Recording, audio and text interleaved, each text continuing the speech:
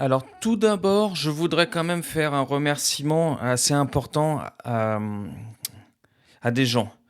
Je voulais tout simplement remercier l'Olympique de Marseille d'être aussi nul, parce que effectivement, je trouve qu'on atteint quand même un sommet dans la nullité, en fait. Hier, donc, Paris a perdu sur le score de 1 but à 0 à Monaco. Marseille avait pour la première fois la possibilité de prendre la tête de la Ligue 1 voilà, face à Toulouse, au Vélodrome. Et ils ont trouvé juste le moyen de faire match nul à la dernière minute. Alors franchement, je pense que là, on atteint quand même un niveau assez important de nullité. Donc bravo à eux, merci. Merci d'être aussi nul. Quand j'ai vu les supporters fêter la défaite du Paris Saint-Germain sur le Vieux-Port, alors que Marseille n'avait pas encore joué et que finalement ils font 2-2, moi je trouve que le karma est juste terrible. Terrible avec les Marseillais, et c'est tellement bien fait pour leur tronche. Donc voilà, donc à part ça, bienvenue à tous, c'est Arnaud. On va faire aujourd'hui la vidéo d'analyse et note des joueurs concernant le match d'hier. Alors évidemment, match très difficile hier, donc on fait un petit peu le résumé. Donc AS Monaco, Paris Saint-Germain, c'était un match qui comptait donc pour la 14e journée de Ligue 1, qui a vu donc la défaite du Paris Saint-Germain 1 but à 0, un but de Minamino à la 68e minute. Mais sincèrement, il y a beaucoup de choses à dire, mais avec un petit peu de recul et avec un petit peu de calme, il faut quand même avouer que Monaco a fait une très très grosse prestation hier. Moi, sincèrement, je le dis, si Monaco jouait tous ses matchs de cette manière-là, il jouerait le titre. Il faut être honnête. Donc, ils nous ont donné hier une leçon de football en termes d'agressivité, en termes de motivation, en termes d'envie, en termes de vivacité, tout. On était lent, on était mou dans tout ce qu'on a fait. Donc Luis Enrique a confirmé que ça a été le plus mauvais match depuis le début de la saison. Donc évidemment, on ne peut être que d'accord. Donc même si on regarde un petit peu les stats, eh ben, on se rend compte qu'en première mi-temps, bah, il y a eu à peu près jeu égal en première mi-temps, hein. Franchement, 55% de possession de balle pour le Paris Saint-Germain, 0,26 de XG goal pour Paris, 0,37 pour Monaco, 6 tirs de chaque côté, 2 tirs cadrés côté Paris, 3 tirs cadrés côté Monaco, 228 passes contre 172. Mi-temps relativement équilibré, il n'y a pas eu de problème. Et c'est là où moi je trouve quand même que c'est fou, parce que quand on regarde le match, on a la sensation qu'on se fait marcher dessus. Sincèrement, hier, moi j'ai eu la sensation en termes d'impact qu'on s'est fait marcher dessus. Et quand on regarde les statistiques, je vais pas dire qu'on fait pareil, mais au final, on voit pas une domination de l'une des deux équipes. Donc première mi-temps, bon, voilà, pas grand-chose à dire parce que l'équipe est pas en forme. L'équipe est pas en forme, tout simplement. C'est juste pas possible. On était mou. Fabien Ruiz, il a fait une première mi-temps, mais cataclysmique. Sincèrement, c'était nul. Toutes les passes qu'il a loupées, les passes qu'il a fait à l'adversaire, rien, aucune mobilité. Franchement, c'était nul. Mais tous, hein, tous, sincèrement, tous. En deuxième mi-temps, et c'est ça le plus fou, c'est qu'on a été meilleur. On est monté à 60% de possession de balle, quasiment 59. On est à 1,07 de goal attendu.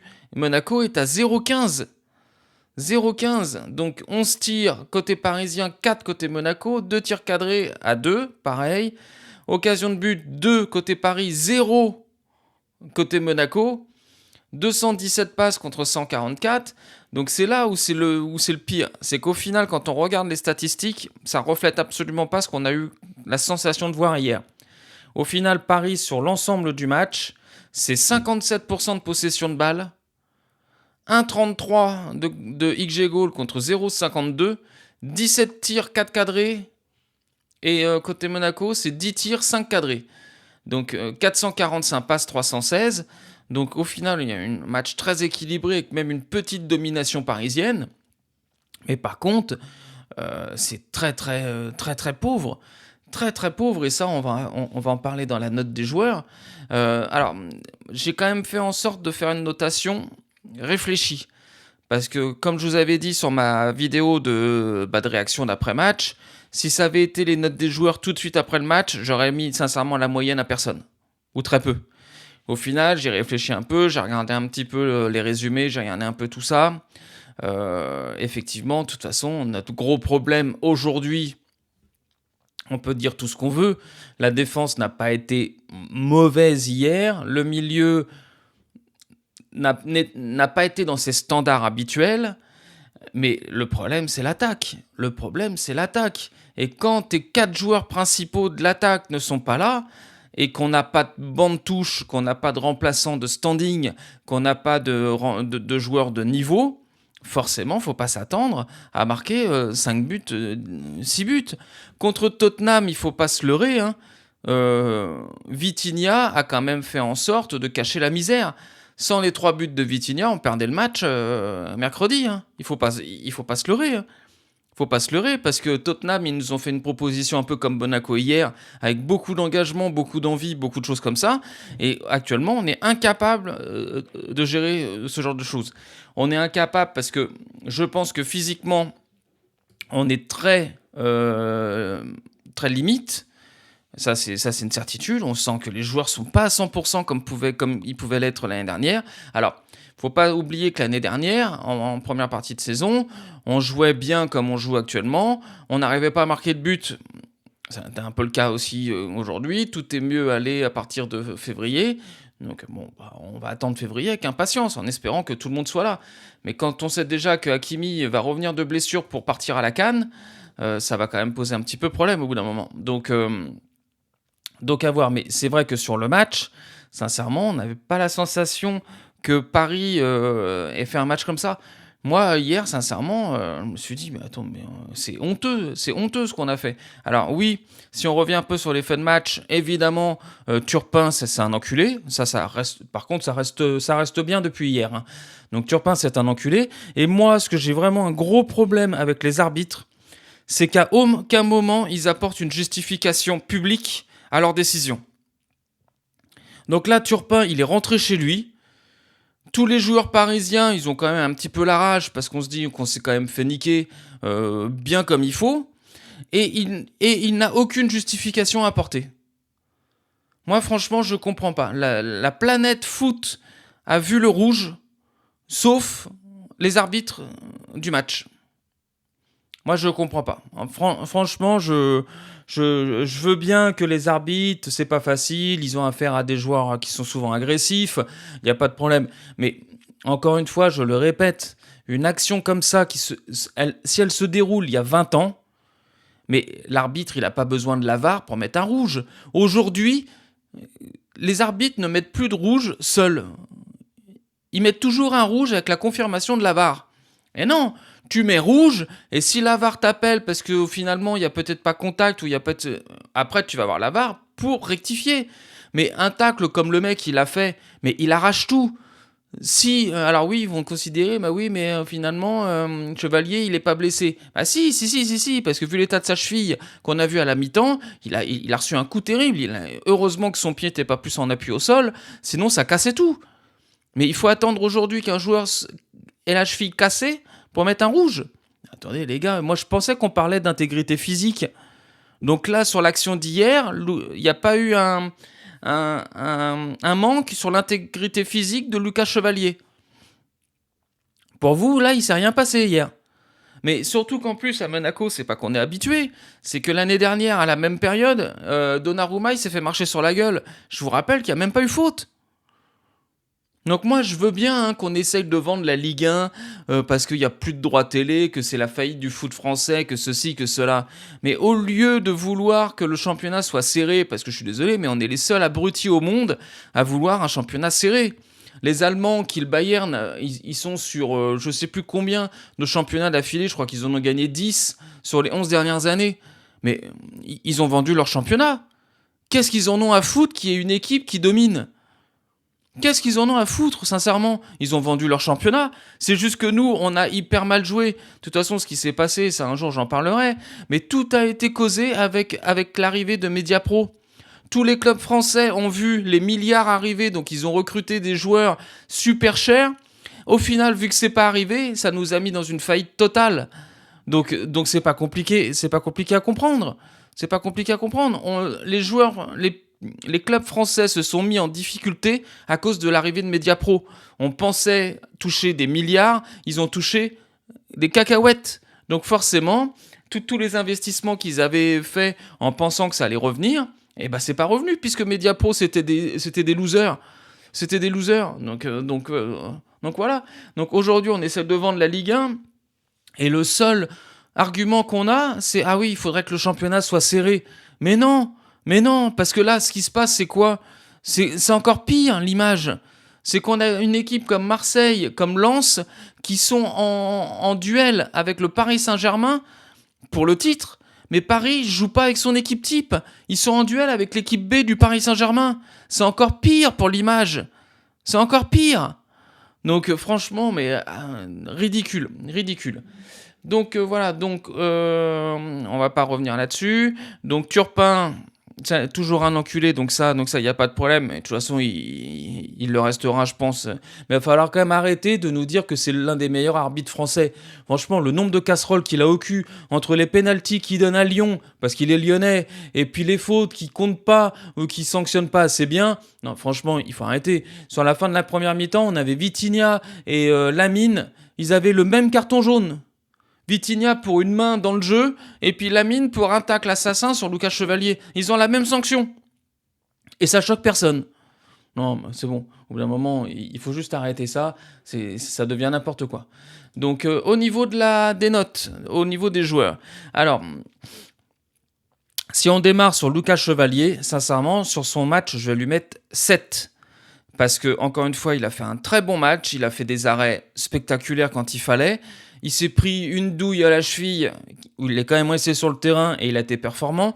Il a eu un très gros pressing sur ses relances au pied, sur lesquelles il n'y a pas eu aucune erreur. Donc sur ça, on peut quand même lui dire bravo.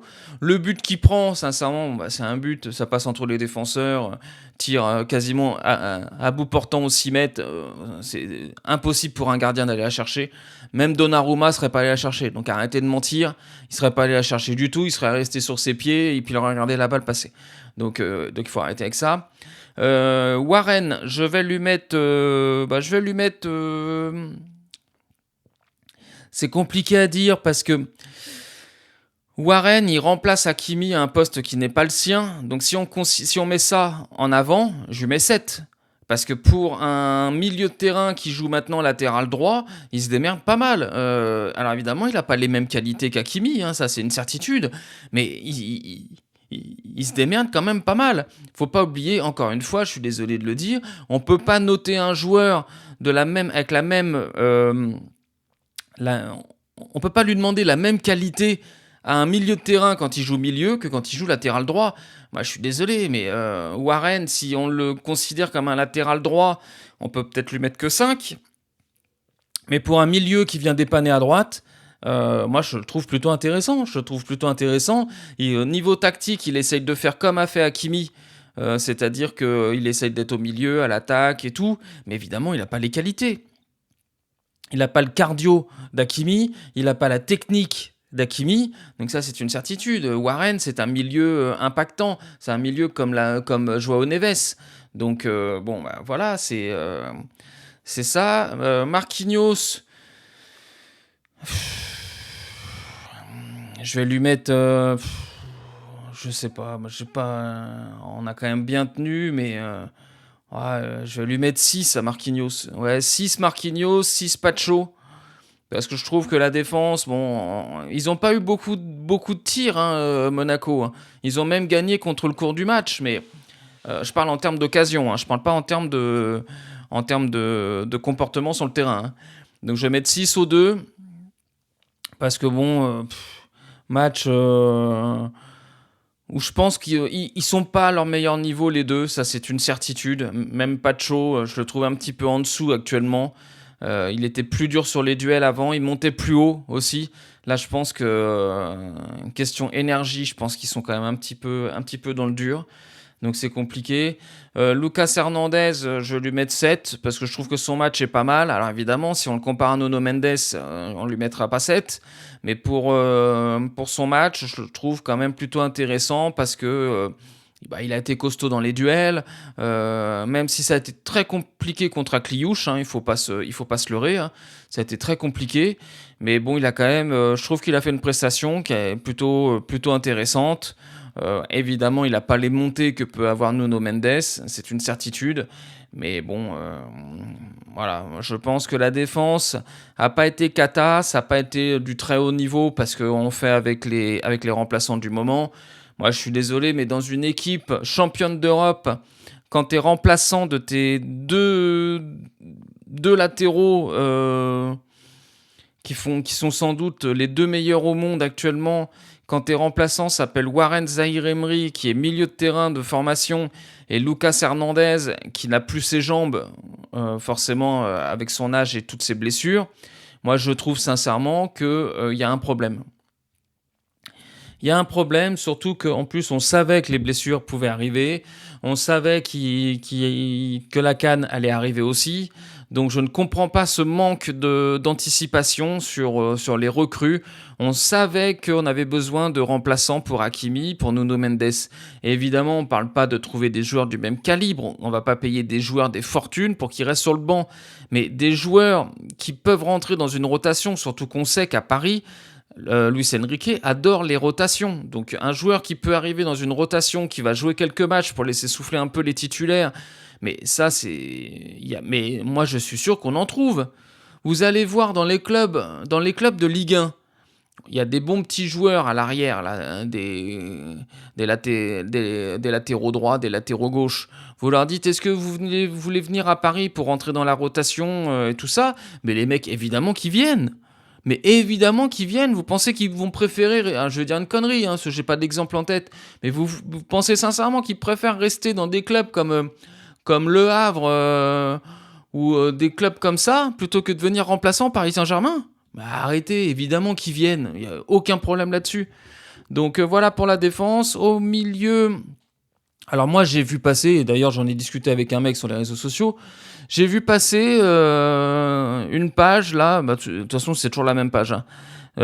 Vitinha 4. Non mais attendez, mais vous êtes complètement à la ramasse les gars, hein. Je peux vous jurer que vous êtes à la ramasse. Vitinha il fait toujours des matchs entre 7 et 9. Le jour où il est moins bien, parce qu'il n'a pas fait son meilleur match hier, je suis complètement d'accord, mais ça a été le meilleur au milieu de terrain encore, hein. Et vous lui mettez 4. C'est-à-dire que moi, j'ai vu des trucs où il y avait 4 pour Neves, 4 pour truc et 4,5, je crois, pour Ruiz. Donc, Ruiz, qui a loupé toutes ses passes en première mi-temps, vous lui mettez la même note que Vitinha. Alors, on m'a répondu, oui, mais il faut avoir un peu plus d'intransigeance avec Vitinha. Pourquoi Le mec, ça a été le meilleur. Donc, pour Vitinha, moi, je suis désolé, mais sur le match d'hier, je vais lui mettre 7. 7 parce que pour Vitinha, c'est un mauvais match. Parce que Vitinha, quand il marque pas ou quand il n'est pas décisif, il a quand même fait ce qu'il fallait hier. Alors oui, il a été bousculé, ça c'est une certitude. Mais encore une fois, il a fait du Vitinha. Dès qu'il a pu prendre le rythme, changer le tempo, changer d'aile, changer de truc, il a fait du Vitinha. Qu'est-ce que vous attendez, les gars? 7 pour Vitinha, c'est moyen. Il a eu 10 au dernier match. Donc oui, il a été moins bon, mais il n'y a pas de problème. Donc moi je comprends pas, je vois des trucs, franchement c'est surréaliste. Joao Neves, je vais lui mettre 6, parce que clairement c'est pas son meilleur match. Je l'ai senti un peu emprunté, et surtout je pense qu'il y avait un réel problème de collectif hier, parce qu'on sentait les courses un petit peu chacun de son côté, alors que normalement on presse ensemble. Là, on a senti vraiment les courses chacun de son côté. Fabien Ruiz, je vais lui mettre 5. Je suis désolé, mais son match, surtout sa première mi-temps, elle est catastrophique. Ça a été un peu meilleur en deuxième, mais sa première mi-temps, elle est catastrophique. Et encore une fois, là où je reproche aux dirigeants le manque de recrutement, c'est qu'on a nos 3 joueurs qui sont pas en super forme sur ce match-là. Ça peut arriver à n'importe qui, il n'y a pas de problème. Mais le vrai souci qu'on a, on met qui à la place? Moi, je suis désolé, mais un joueur comme Fabien Ruiz, avec la première mi-temps qu'il a, Si Luis Enrique il avait un banc de touche, il le sort à la première mi-temps. Mais le problème, c'est qu'il n'a pas de banc de touche, donc Ruiz, il est resté jusqu'à la 83e minute avec la première mi-temps catastrophique qu'il nous a sorti. Mais encore une fois, alors je ne rentrerai pas dans les polémiques parce qu'on ne sait pas ce qui s'est passé cet été. Sincèrement, on ne sait pas. On a battu record de chiffre d'affaires et on a recruté personne. Moi, je pensais au moins que l'argent qu'on allait gagner de la Coupe du Monde des clubs, on allait pouvoir le réinvestir dans des joueurs. Sincèrement, dans des joueurs supplémentaires de ce qui était prévu. Lucas Chevalier et Pisa Barny, c'était prévu, c'était acté. Je pensais vraiment que cet argent-là, on a gagné 200 millions, je crois. Je pensais vraiment que cet argent-là, on allait le réinvestir dans 2-3 joueurs. Je dis pas changer complètement le truc, mais acheter un latéral, un milieu et puis un attaquant, ça me paraissait logique. On l'a pas fait, ok. Mais encore une fois, Fabien Ruiz, tu le remplaces par qui ? Donc voilà. Et puis devant, c'est devant où je pense que ça a le plus pêché. Lee, je vais lui mettre 6 parce que je trouve que ça a été très très limite. Très très limite. Je pense qu'un Barcola aurait été plus intéressant sur le match d'hier que Lee. Alors c'est con parce que les uns jouent sur le match de l'autre. Dernier match contre Tottenham, je pense que Lee aurait été meilleur. Le match d'hier, je pense que Barcola aurait été meilleur. Bon, faute à pas de chance. Mayoulou, 5. Qu'est-ce qu'on peut mettre d'autre à Mayoulou ? Il a fait un match inexistant. Il a fait une belle tête à un moment donné qui aurait pu changer le match. Mais sinon, tout le reste, c'est quand même hyper pauvre. Hyper pauvre. Et puis Kvara, je vais lui mettre 6. Parce que Kvara, je sais qu'il y en a beaucoup qui le critiquent. Moi, j'ai beaucoup de mal à le critiquer parce que c'est un mec qui se donne toujours. On sent que physiquement, c'est pas encore à 100%. Mais le problème, c'est qu'il est tout seul. Le Vara extraordinaire qu'on a vu l'année dernière, il faut quand même juste se rappeler qu'il était entouré de Dembélé en faux neuf et de Nuno Mendes en latéral. Quand aujourd'hui le même Vara il se retrouve avec Mayoulou en faux neuf et Lucas Hernandez qui monte pas, il se retrouve tout seul à gauche. Donc c'est forcément plus difficile. Vous savez, le collectif qu'on a vu l'année dernière, c'est un collectif qui a fait en sorte de simplifier la tâche et le rôle de tous les joueurs. Le problème, c'est que quand le collectif n'est plus là et surtout les joueurs de très haute qualité ne sont plus là, forcément, ça devient problématique. Ça devient problématique. Et puis bon, après, sur les remplaçants, Quentin N'Jantou, je lui mets 5, parce que sincèrement, sa rentrée sert strictement à rien. Dembélé, je lui mets 6 parce qu'en termes de toucher, c'est toujours un peu sympa, mais il faudrait vraiment qu'il reprenne du rythme parce que là, on a besoin d'un Dembélé meilleur que ça. Mbaye, je lui mets 5 parce qu'encore une fois, sa rentrée ne sert à rien. Et puis Gonzalo Ramos, je ne sais même pas s'il a touché un ballon. Donc sincèrement, je ne sais même pas quelle note lui mettre. Je ne suis même pas sûr qu'il ait touché un ballon.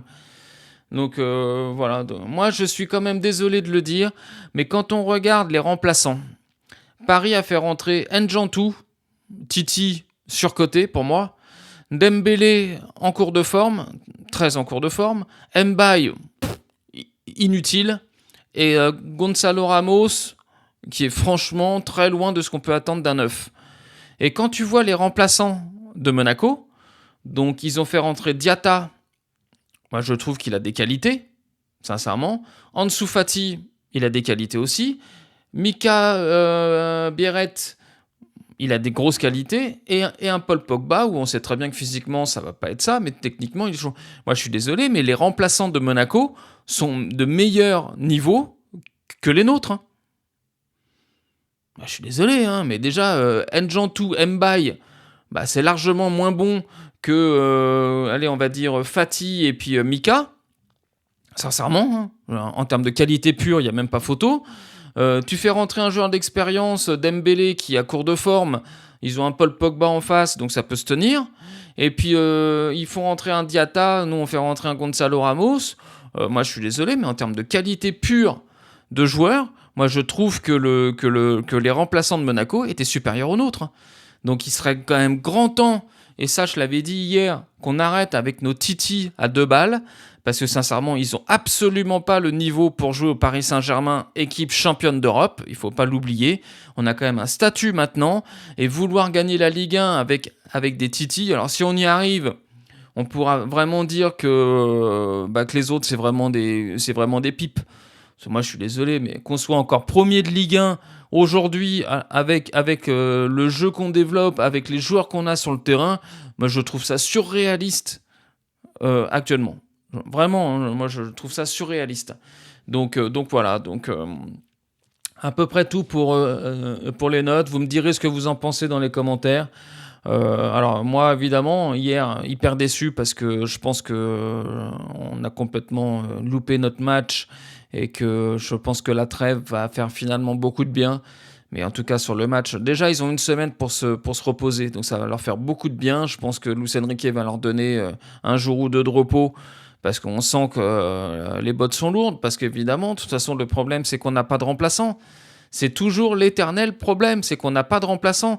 On avait un peu de remplaçants à condition que l'équipe type joue, mais vu que l'équipe type, on a 4 blessés, on n'a plus aucun remplaçant. Et ça, c'est un manque d'anticipation. Moi, je suis désolé de le dire, mais les Titi, ils doivent remplacer les 25% qui restent, parce que souvent, quand on a une équipe type complète, on a environ 75% de l'équipe qui peut être remplacée par des joueurs de banc. Voilà, on n'a peut-être pas chaque joueur à chaque poste et tout. Et les Titi complètent ces 25%-là. Aujourd'hui, moi je suis désolé de dire, mais les Titi font partie des 75% de remplaçants. C'est pas possible. C'est pas possible, surtout avec le niveau qu'ils ont. On aurait des... On sortirait des Pedri, des Firmin Lopez, des joueurs comme ça. Alors, je te dis, bon bah ouais, ok, bon, super. Mais sauf ils sont pas à ce niveau. Ils sont pas à ce niveau. Pourquoi avoir fait venir un mec, moi c'est toujours ce que je me dis, hein, pourquoi avoir fait venir un mec comme Moscardo? Et pourquoi ne pas l'avoir gardé, ce mec-là? Sincèrement, moi je pose la question, pourquoi ne pas avoir gardé Moscardo cette saison? Il aurait progressé. Pourquoi?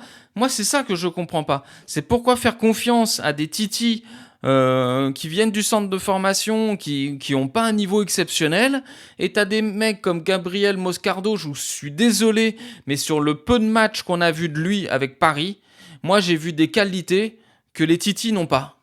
Alors, je peux me tromper, il peut peut-être faire des matchs de merde, il n'y a pas de souci, mais il n'empêche, moi je vois des qualités que les Titi n'ont pas. Moi, je comprends pas pourquoi ce mec-là, alors qu'on savait qu'on allait être en pénurie de milieu de terrain, je comprends pas qu'on ait prêté ce mec-là.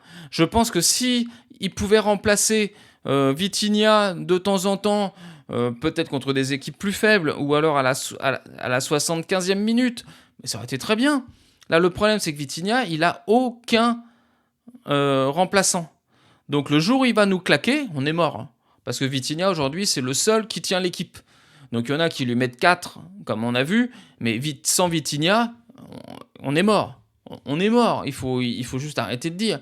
Donc voilà, donc encore une fois, quelque chose que je comprends pas, mais bon, c'est pas grave. On a un match maintenant très important contre Rennes la semaine prochaine.